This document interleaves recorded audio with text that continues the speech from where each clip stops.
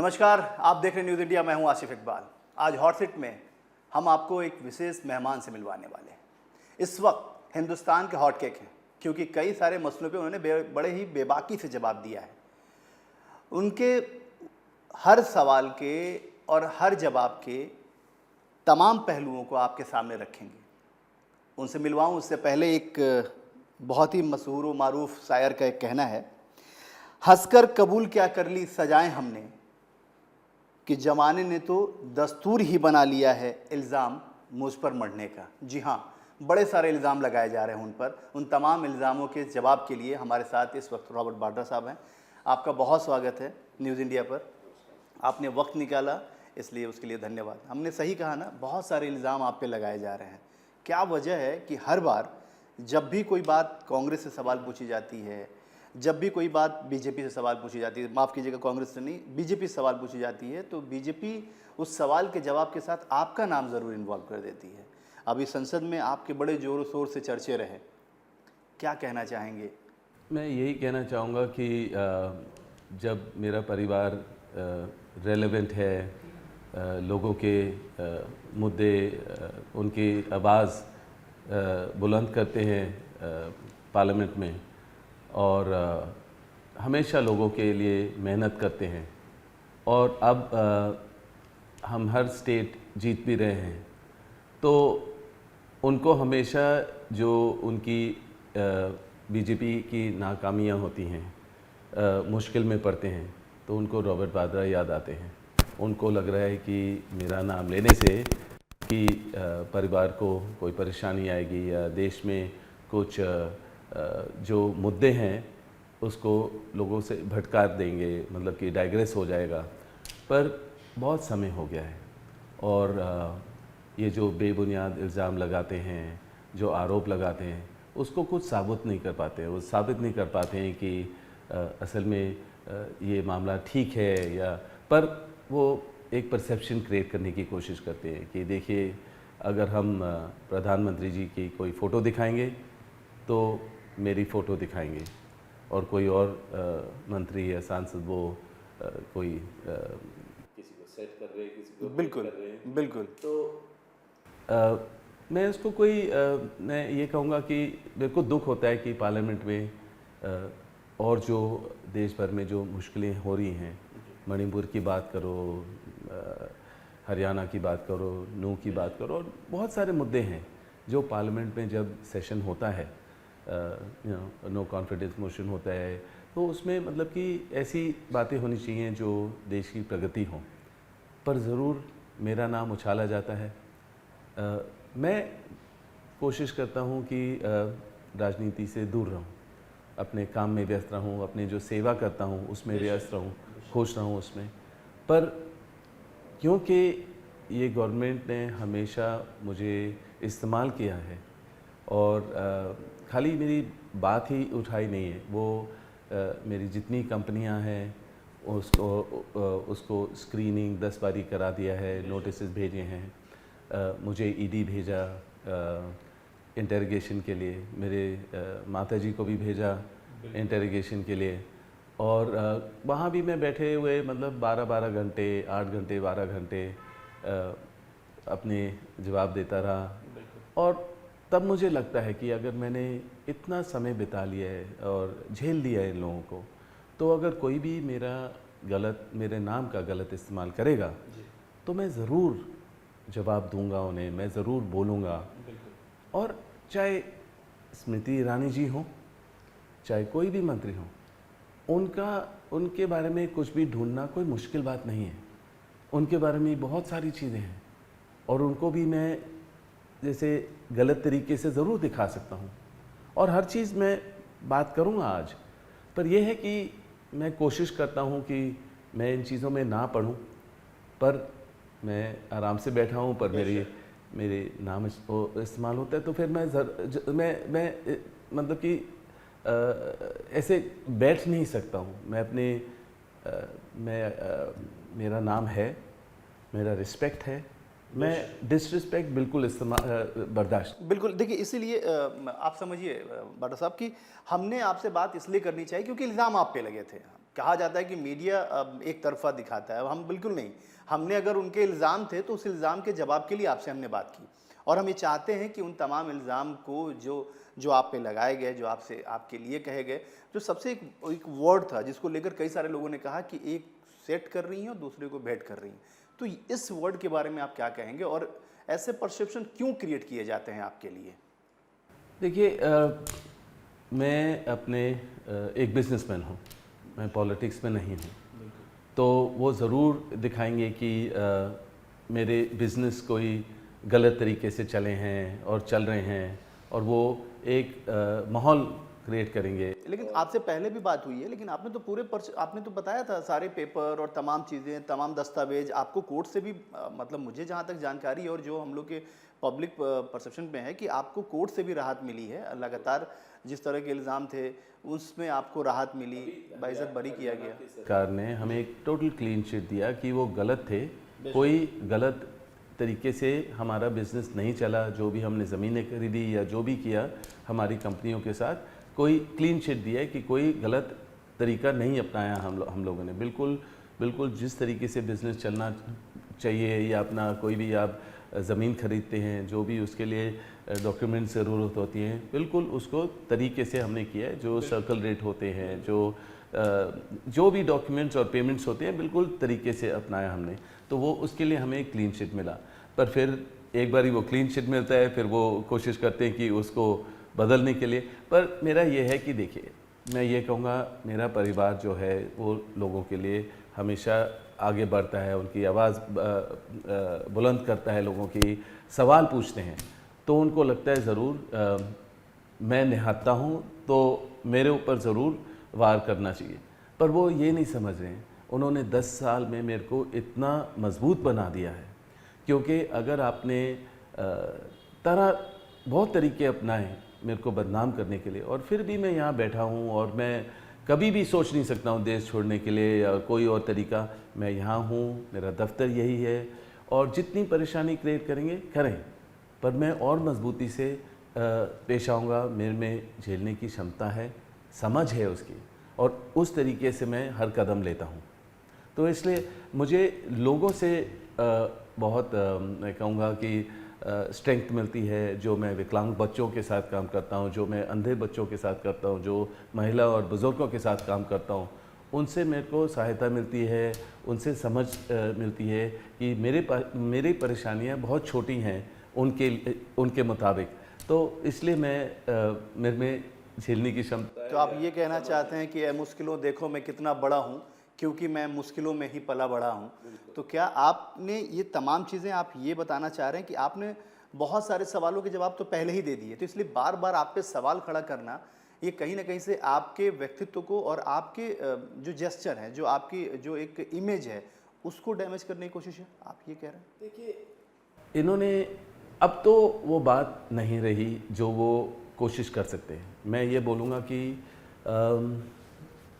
मैं एक peoples person कहलाता हूँ अपने सर्कल में या देश भर में। मतलब कि जो भी मेरे से मिलने आते हैं, मैं उनसे हाथ मिलाता हूँ, मैं खड़े हो जाता हूँ, चाहे छोटे हैं या बड़े हैं। और मेरा तौर तरीका है जो सिखाया गया था मेरे पिताजी ने, मेरे माताजी ने, कि लोगों की आदर करो, और मतलब कि हमेशा लोगों के बीच में रहो, और चाय पियो उनके साथ, या जो भी है। तो इसलिए मैं कहूँगा कि पहले से ही ऐसा था कि मैं लोगों के बीच में था, लोगों के साथ घुल मिलता था।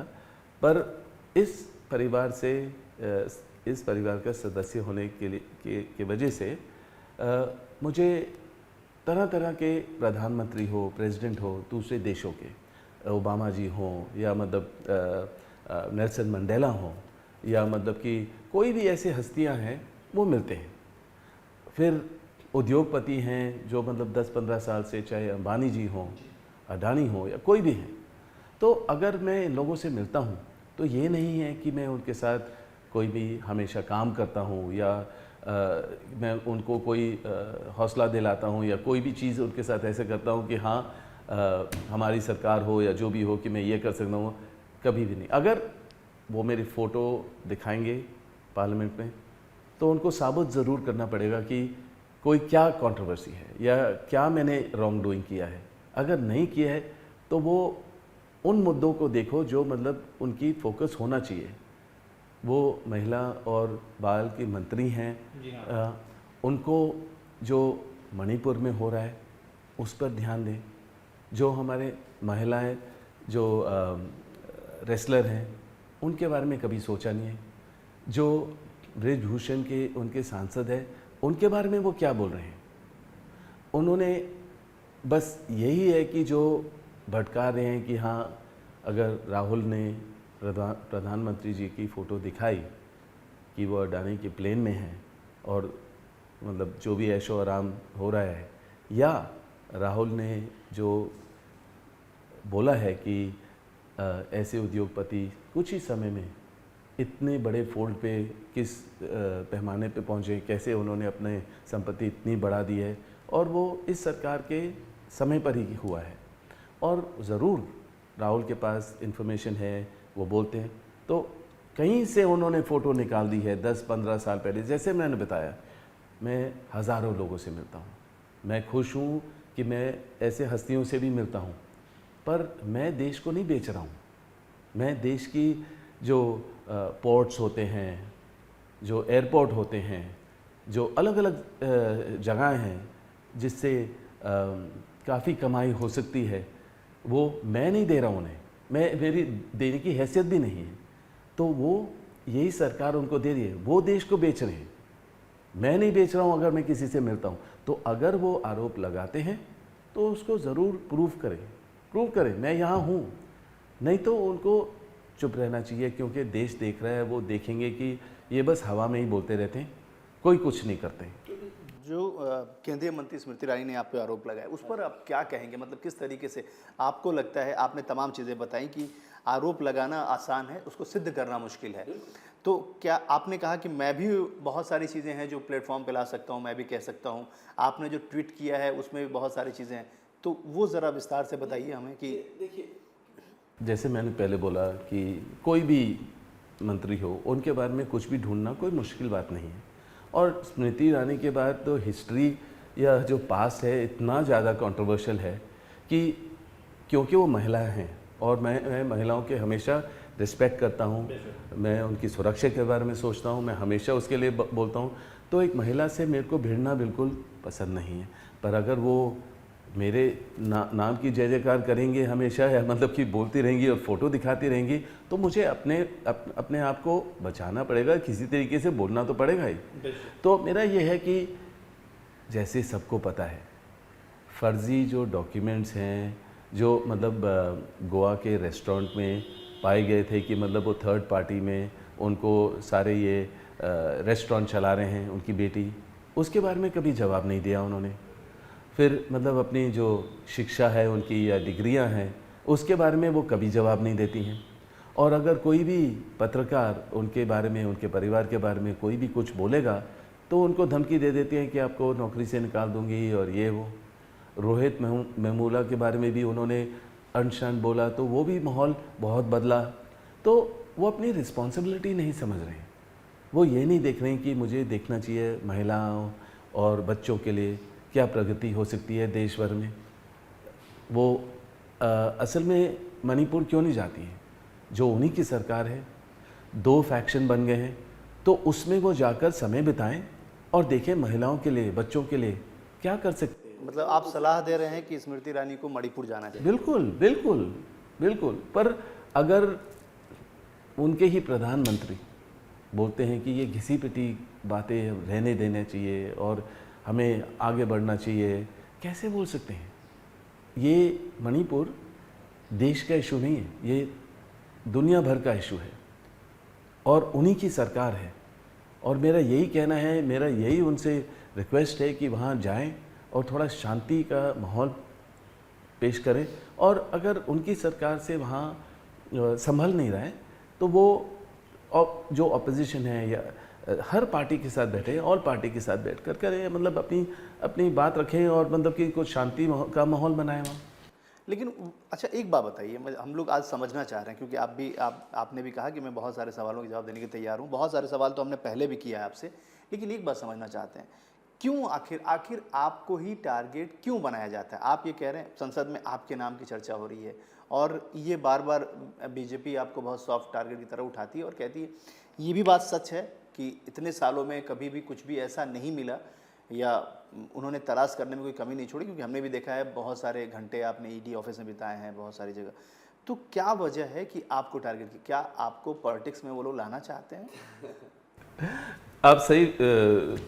आप सही सवाल पूछ रहे हैं, क्योंकि मैं अपने काम में व्यस्त रहता हूँ, अपने सेवा में व्यस्त रहता हूँ और मैं राजनीतिक चीज़ों से दूर रहता हूँ।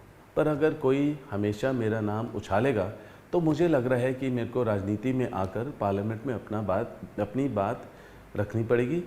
वहाँ उनके साथ वार्तालाप होगा या जो भी आर्ग्यूमेंट होगा वो वहीं होगा और बड़े पैमाने पर मैं अपनी बात रख पाऊँगा, क्योंकि उन्होंने ज़रूर मेरे को पॉलिटिक्स में खींचा है। क्योंकि देश भर में कोई भी नहीं देखता है कि मैं एक पॉलिटिशियन नहीं हूँ। नहीं, अब तो आप तो जिस तरह से जवाब दे रहे हो पॉलिटिशियन से ज़्यादा बेहतर जवाब दे रहे हैं आप। अब सीख लिए, समझ लिए, और जैसे मैंने बताया कि झेलने की क्षमता है, समझ है मुझे इसके बारे में। मतलब पॉलिटिक्स में आने के लिए झेलना बहुत ज़रूरी है, आप ये कह रहे हैं? मतलब उसके लिए तपना पड़ेगा। सबसे बेस्ट सीखने का तरीका तो वही है, जितना झेलोगे उतना आप अपना एक्सपीरियंस बढ़ाओगे, अपना समझोगे। नहीं तो आपको बस गद्दी पे बिठाने पर वो उसका तो हाँ में हाँ मिलाने की बात है या फ़ोटो दिखाने की बात है, पर काम करने की बात नहीं है। जो काम करेगा ना वो सही मुद्दों पे बात करेगा। या तो ठीक है, मैं कह रहा हूँ आप फ़ोटो दिखाइए, पर उसको प्रूव करो, आप साबित करिए आप कि यार ठीक है, हमें मिल गया। जैसे पहले किसी और ने बोला था A4 साइज पेपर लेकर था, मिल गया रॉबर्ट वाड्रा के बारे में। आज भी वही है, 10 साल हो गए मैं यहाँ बैठा हूँ।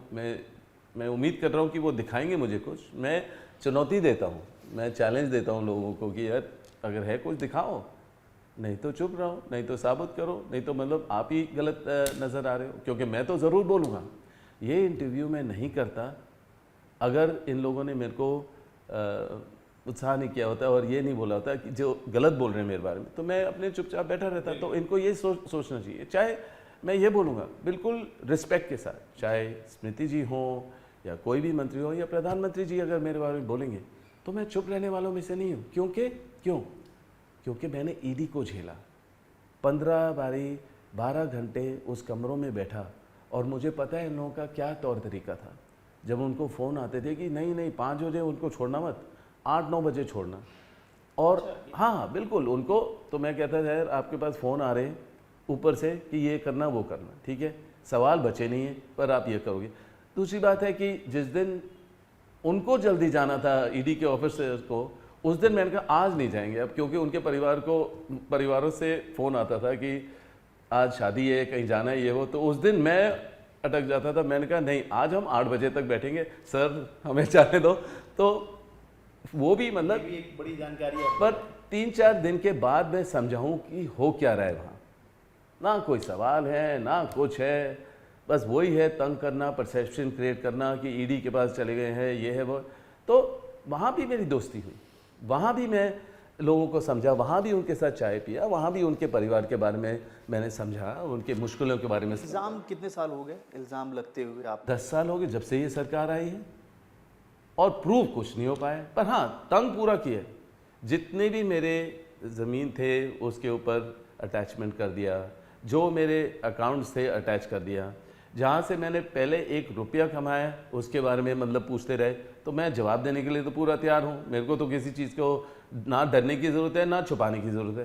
तो मेरा ये है कि मैं तो हर सवाल का जवाब दूंगा, पर जब उनके सवाल ही ख़त्म हो जाएंगे फिर क्या करेंगे ये लोग, फिर क्या बोलेंगे? यही है कि आपको लगा था कि ऐसा कुछ होगा आपके साथ? कभी आपने सोचा था? अरे अभी तो बहुत होने वाला है, अभी भी 2024 आ रहा है, अभी तो और कुछ ना कुछ बोलते रहेंगे कि यार कि मतलब इन्होंने बॉडी कहाँ से बनाई है, ये जो फिटनेस है ये भी उनको दी गई है कुछ हवा में तो बात करेंगे। तो मेरा मतलब यह है कि और क्या रह गया है जो बॉडी कैसे बनाई है तो बता ही दीजिए हम लोगों को कि वो कम सब यार हमारी मेहनत से और क्या हो सकता है। मेहनत से किया है, ढंग से खाया है और सब कुछ झेला है। तो ये ताकत होती है, अपनी ताकत बनाते हो, अपने जो अपनी एनर्जी है उसको चैनलाइज करते हो। जो नेगेटिव मिल भी सकती है क्या? देखिए मिल नहीं सकती है, पर क्या होता है कि जितनी मेहनत करोगे उतना ही कमाओगे। तो मेरा ये है कि जब इन लोगों ने परेशानियां क्रिएट की ना, तो बाहर पड़ता है नेगेटिविटी का। तो मैं तो ये कभी भी नहीं सोच सकता कि अरे कहीं और ज़िंदगी अच्छी होगी। मैंने ये सोचा कि नहीं, इनको झेलना पड़ेगा, और ज़रूर मेहनत करके अपने एनर्जी को चैनलाइज करो और सीखो और लोगों के बीच में रहो और समझो, और लोगों को जो भी परसेप्शन है, जो आपके प्यारे हैं, वो तो समझेंगे आपको कि क्या हो रहा है। जो अलग लोग हैं वो हो सकता है ओपिनियन चेंज होता है, पर वो भी धीरे धीरे उन्होंने देख लिया यार। या तो आप जब भी इलेक्शन का समय होता है, जब भी कुछ होता है, तो आप रॉबर्ट वाड्रा का नाम उछालते हो, पर उसके बाद क्या होता है, ख़त्म हो जाता है वहाँ। फिर कहते हैं अच्छा अब डालेंगे, जेल में डालेंगे। ये जब आप बोलते रहोगे ना, तो क्या होता है कि दिमाग में होता है कि यार चलो ये भी देख लेंगे, चलो वो भी देख लेंगे। आपसे बहुत सारे लोग मिलते होंगे, और ख़ास तौर पे अभी जैसे कहा जाता है कि जैसे ही आपका नाम होता है तो कई सारे सवालों के जवाब राहुल गांधी और प्रियंका गांधी को देना पड़ता है। प्रियंका गांधी वाड्रा भी कई बार बोल चुकी हैं कि भाई जब भी आपको ईजी होता है तो आप कभी परिवार में बात होती होगी, तो आपको लोग बोलते नहीं हो कि भाई इतने इल्ज़ाम आप पे हैं और जवाब हमको देना पड़ता है?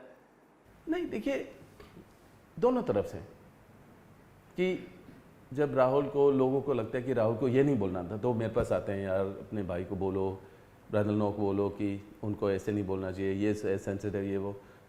तो दोनों तरफ है कि प्रियंका के साथ आपको डर नहीं लगता है जिससे वो लोगों के बीच में रहती हैं। तो बच्चों और मुझे ज़रूर लगता है कि हम उनकी सुरक्षा के लिए चिंतित रहते हैं। पर ये भी क्यों हुआ है, क्योंकि ये भी इस गवर्नमेंट ने देखा कि अच्छा ये लोग खुश हैं, अपना मेहनत कर रहे हैं, तो उसको बिगाड़ना ज़रूरी है। तो एसपीजी हटाएंगे ना, कोई थ्रेट परसेप्शन की कोई एनालाइज करते हैं या एनालिसिस होती है कि इनको ज़रूरत है या नहीं, तो एसपीजी हटाते हैं। तो उनका सोच क्या था कि पहले उनको घर से हटाओ, फिर घर से हटाया, फिर आपने देखा कि राहुल को भी पार्लियामेंट से हटाया, फिर उनको घर से हटाया, और सोनिया जी को भी उन्होंने ईडी के पास बुलवा लिया, चाहे वो बीमार हैं या जो भी है। तो उनका यही है कि ये परिवार है जो सवाल पूछ रही है, यही परिवार है जो रेलेवेंट है, यही परिवार है जो पूरा देश प्यार करता है, जो उम्मीद करता है कि वो सेक्युलर, इकोनॉमिकली प्रिवेलेंट, और बहुत सारे मुद्दे हैं, चाहे किसान का मुद्दा हो या जो भी है। कि राहुल गए थे मणिपुर, वो लोगों से मिल के आए, उन्होंने मुझे भी बोला 1 महीना अपना टीम लेके जाओ, वहाँ बीच में रहो, उन लोगों की मदद करो, और मैं करने वाला हूँ। तो हम लोग तो चाहे पोजीशन के लिए नहीं करते हैं ये, हम लोग लोगों के बीच में रहते हैं। हमारी तो रग रग में है कि मतलब कि लोगों के बीच में रहना, उनकी जो समस्या है उसका समाधान ढूंढना।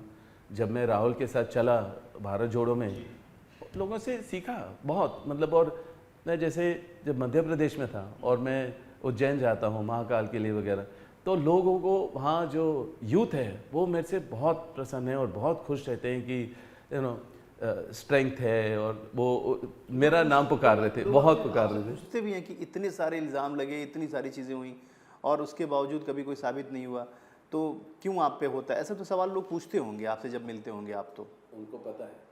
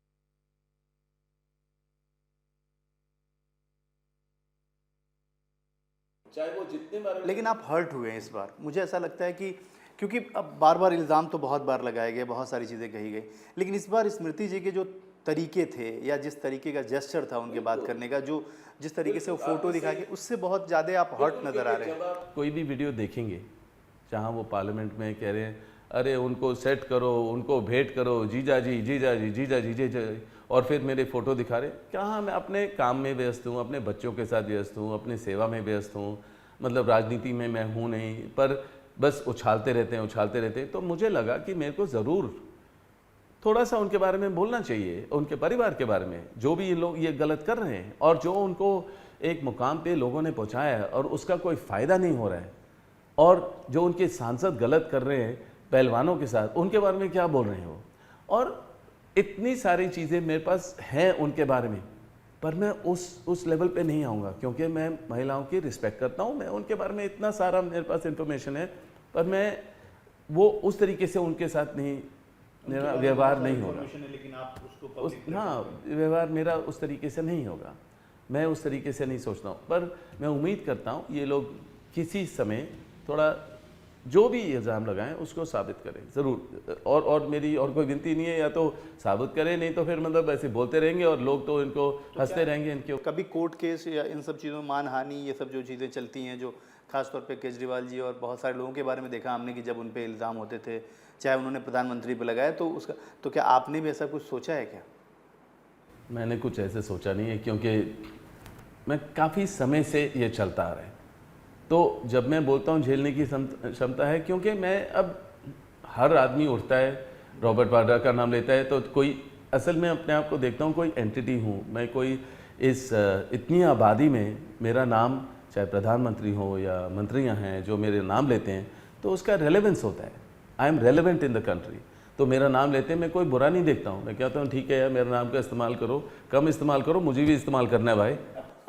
मतलब आप कम इस्तेमाल करने की हिदायत दे रहे हैं, आप ये कह रहे हैं कि मुझे भी करना है।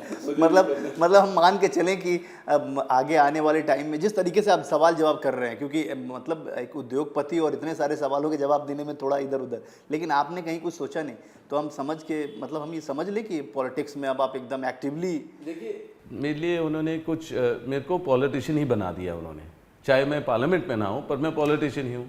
हर सवाल उसी तरीके से होता है, मेरे को अपना तौर तरीका पॉलिटिकल तरीके से देखना पड़ता है। पर हाँ, मैं अपनी पोशाक अपने तरीके से रखता हूँ, अपनी फिटनेस अपने तरीके से रखता हूँ, और मैं जवाब अपने तरीके से देता हूँ, पर with respect, always with respect. पर अगर मैं पिंक पैंट्स पहन के निकलूँगा तो उसकी बहुत बड़ी ज़्यादा बात हो जाती है। पर ठीक है, मैं कह रहा हूँ मैं अपने तौर तरीकों को मैंने, मतलब आप मानते हैं कि आपको बहुत मॉनिटर किया जाता है। देखिए, आप अपने कपड़े पे और तमाम चीज़ों पर जब सवाल होते हैं तो बहुत मॉनिटर किया जाता है, और आप ये कह भी रहे हैं कि मेरे ऊपर जिस तरह के सवाल खड़े होते हैं, मैं उस पर कहता हूँ कि भाई मेरे से कम सवाल करो, क्योंकि मुझे भी आगे सवाल जवाब देने हैं। तो आपको लगता है कि अगर आप पॉलिटिक्स में आते हैं, जो एक्टिवली जो जिस तरीके से आपको लाया जा रहा है या आप कह रहे हैं, तो पॉलिटिक्स में आने के बाद इन सब सारे सवालों के और भी बौछार होंगे? एग्जैक्टली सी क्या होता है कि चाहे मैं अगर कुछ सेवा कर रहा हूँ लोगों के बीच में, तो मैं अगर पॉलिटिक्स में आता हूँ और मैं किसी क्षेत्र को रिप्रेजेंट करता हूँ, कंस्टिट्यूंसी को, तो ज़रूर उसमें प्रोग्रेस होगा, प्रगति होगी, और उनका भी नाम होगा। लोगों को लगता है देश भर में कोई ना कोई मेरे को बोलता है कि आप इधर से आइए, उधर से सांसद बनिए। और अगर मैं कुछ सेवा कर रहा हूँ, तो अगर मैं पॉलिटिक्स में आता हूँ, मुझे लग रहा है कि बड़े पैमाने पे कर पाऊँगा।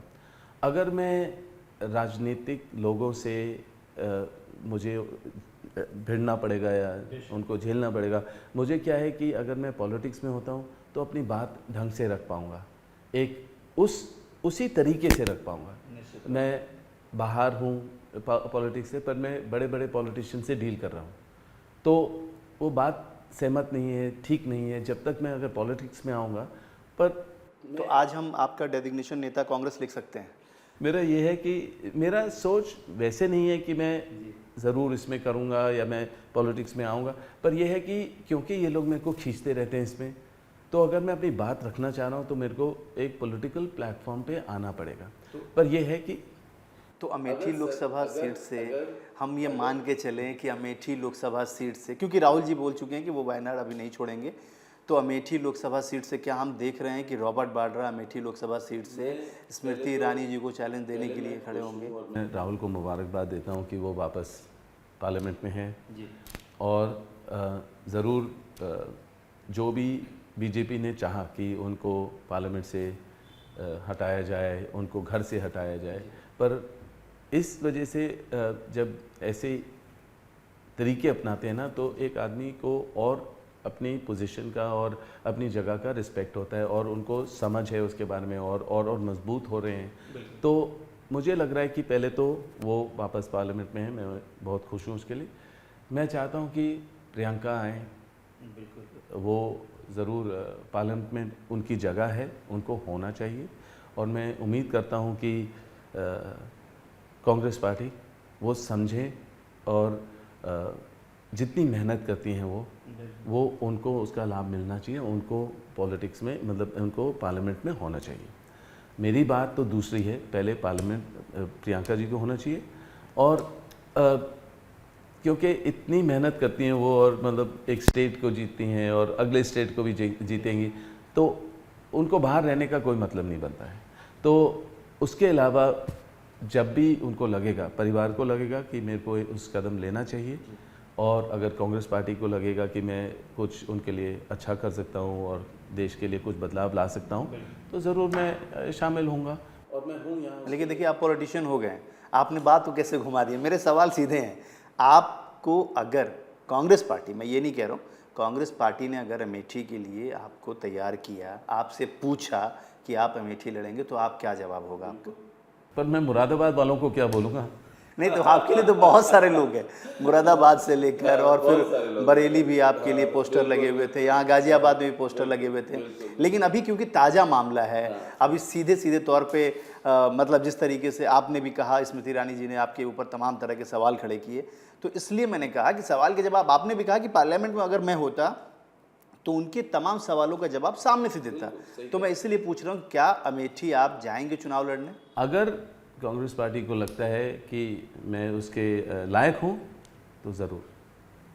बिल्कुल। और एक सवाल, क्योंकि मैं आपको समझ सकता हूँ आपके वक्त की कमी है, बस एक सवाल प्रियंका जी के लिए पूछना चाहते हैं हम लोग कि आप कैसे देखते हैं, क्योंकि अभी हाल में 3 चुनाव भी हैं और जिस तरीके से वो लगातार उनकी अपनी फाइटिंग स्पिरिट है, वो लगातार चुनाव जो स्टेट है उनका दौरा कर रही हैं, जा रही हैं, आपको क्या लगता है प्रियंका गांधी वाड्रा के पति होने के नाते कहाँ देखते हैं आप प्रियंका गांधी को?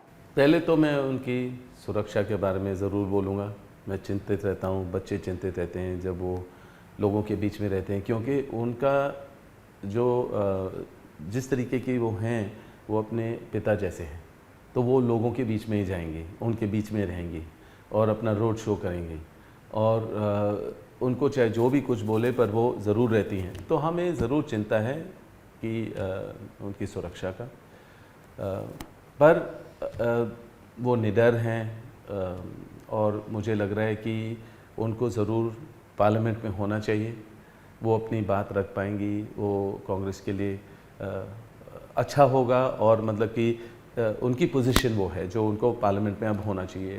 बच्चे भी बड़े हुए हैं, वो अपनी उनकी ज़िंदगी है, तो प्रियंका को ये नहीं कि हमेशा खाली प्रचार के लिए रखा जाए, उनको पार्लियामेंट में होना ज़रूरी है, मुझे ज़रूर लगता है।